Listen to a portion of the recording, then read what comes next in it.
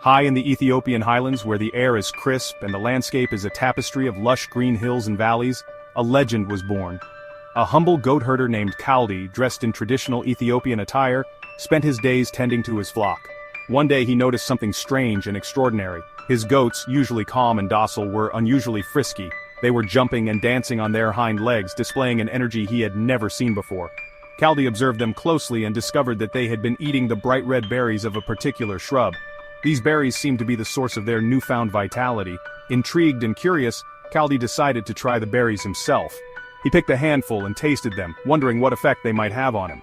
Almost immediately he felt a surge of energy and alertness. It was as if a fog had lifted from his mind, and he felt more alive than ever before. News of these stimulating berries quickly spread through the village. People gathered to discuss this miraculous find, and soon everyone wanted to experience the effects of the berries for themselves. The story of the berries reached the ears of monks at a nearby monastery. Intrigued by the tales of increased energy and alertness, they decided to experiment with the berries. They prepared a drink from the berries and found that it kept them awake and focused during their evening prayers. The monks were delighted with this newfound aid to their spiritual practices. It became clear that this was no ordinary fruit. These berries, which would later be known as coffee, had a unique and powerful effect on those who consumed them. The tale of Kaldi and his goats may be a legend, passed down through generations, but it captures the essence of coffee's discovery, a surprising and serendipitous find that would change the world forever. From these humble beginnings in the Ethiopian highlands, coffee embarked on a remarkable journey. It traveled across continents, became a staple in households, and sparked a global culture. Today, coffee is enjoyed by millions around the world in countless forms and preparations. It has become more than just a drink. It is a symbol of connection, culture, and comfort. And it all began with a curious goat herder named Kaldi and his dancing goats. From Ethiopia, coffee traveled across the Red Sea to Yemen. This journey marked the beginning of coffee's transformation from a local plant to a global phenomenon. The fertile lands of Yemen provided the perfect environment for coffee cultivation, and it wasn't long before the people of Yemen began to appreciate the unique qualities of this invigorating beverage. By the 15th century, coffee was thriving in Yemen. The bustling markets of cities like Mocha became famous for their coffee trade. Merchants and travelers from distant lands would come to Yemen to experience the rich, dark brew that was unlike anything they had tasted before. Coffee quickly became an integral part of daily life in Yemen, influencing both social and economic aspects of society. It was more than a beverage, it was a social ritual. People would gather in homes and public spaces to share stories, discuss important matters, and enjoy each other's company over a cup of coffee. The act of drinking coffee became a symbol of hospitality and friendship, fostering a sense of community among those who partook in the ritual. People gathered in kave khanes, coffee houses, to socialize, discuss news, and enjoy music. These coffee houses became cultural hubs where poets, artists, and intellectuals would meet to exchange ideas and engage in lively debates. The kave khanes played a crucial role in the cultural and intellectual life of the time, serving as incubators for new thoughts and movements.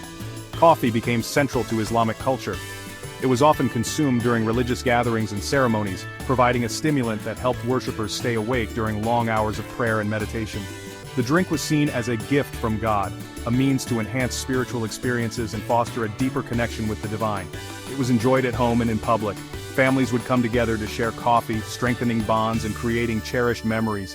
In public, coffee houses continued to thrive as places where people from all walks of life could come together, breaking down social barriers and promoting a sense of unity and equality.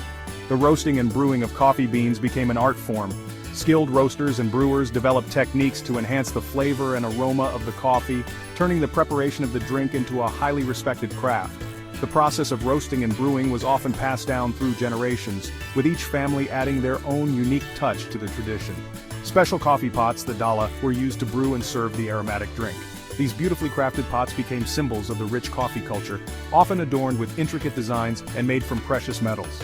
The dala was not just a functional item but also a work of art, reflecting the importance of coffee in the society. Coffee was so significant that it was even mentioned in legal documents of the time. Laws and regulations were established to govern the trade and consumption of coffee, highlighting its economic and cultural importance. These documents provide a fascinating glimpse into the historical context of coffee and its impact on society. It was a symbol of hospitality and a sign of respect to offer coffee to guests. Serving coffee to visitors was a way to honor them and show goodwill. This tradition of hospitality continues to this day in many cultures around the world where offering a cup of coffee remains a gesture of warmth and friendship. From the Arabian Peninsula, coffee's allure spread further. Originating in the ancient lands of Yemen, coffee was first cultivated and brewed by the Sufi monks who used it to stay awake during their long nights of devotion. The drink's stimulating effects quickly gained popularity, and it wasn't long before coffee became a staple in the bustling markets of the Arabian Peninsula. Traders and travelers carried tales of the invigorating drink across the globe. These merchants, often journeying on camel caravans, would traverse vast deserts and perilous routes, bringing with them not just goods, but stories and traditions. Coffee, with its rich aroma and energizing properties, became one of the most sought-after commodities. By the 17th century, coffee had reached Europe. The first European coffee house opened in Venice in 1645, and from there, the trend spread like wildfire. Coffee houses began to spring up in major cities like Paris, Vienna, and London, each becoming a center of social interaction and intellectual exchange. European coffee houses, like their Arabian counterparts, became hubs of social and intellectual life. These establishments were frequented by artists, writers, and thinkers who would gather to discuss ideas, share news, and debate the issues of the day. The coffeehouse culture played a significant role in the intellectual and cultural development of Europe. In England, they were known as penny universities. For the price of a penny, one could enjoy a cup of coffee and engage in lively conversation. These coffeehouses became the breeding grounds for new ideas and innovations, influencing everything from politics to literature. The exchange of ideas in these settings was invaluable, contributing to the Enlightenment and the spread of knowledge. Coffee's popularity wasn't without its critics. Some saw it as a threat to traditional beverages like ale. Tavern owners and brewers were particularly vocal, fearing that the rise of coffee would lead to a decline in their businesses. There were even pamphlets and publications that decried coffee as a dangerous and foreign influence. Others questioned its stimulating effects. There were debates about whether coffee was beneficial or harmful to one's health. Some claimed it could lead to overexcitement and sleeplessness, while others praised its ability to sharpen the mind and invigorate the body. Despite the controversies, coffee continued to gain popularity, yet coffee's appeal proved irresistible, and it soon became a beloved drink across Europe and beyond. The drink's ability to bring people together, stimulate conversation, and provide a much-needed boost of energy ensured its place in the daily lives of many. From the bustling streets of London to the elegant cafes of Paris, coffee had firmly established itself as a cultural and social cornerstone. For centuries, enjoying a cup of coffee meant a meticulous process. Beans had to be roasted, ground, and brewed. But in the 20th century, a new era of coffee dawned, the era of instant coffee.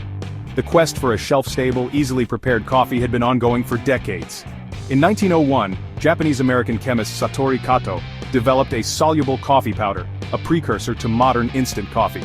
However, it was in 1938 that instant coffee as we know it today truly emerged. Section 5: Instant Coffee, a revolution in a cup. The Nestle Company, in response to a surplus of Brazilian coffee beans, tasked chemist Max Morgenthaler with creating a delicious and convenient coffee product. The result was Nescafé, a revolutionary instant coffee powder that quickly gained popularity. World War II further boosted instant coffee's popularity.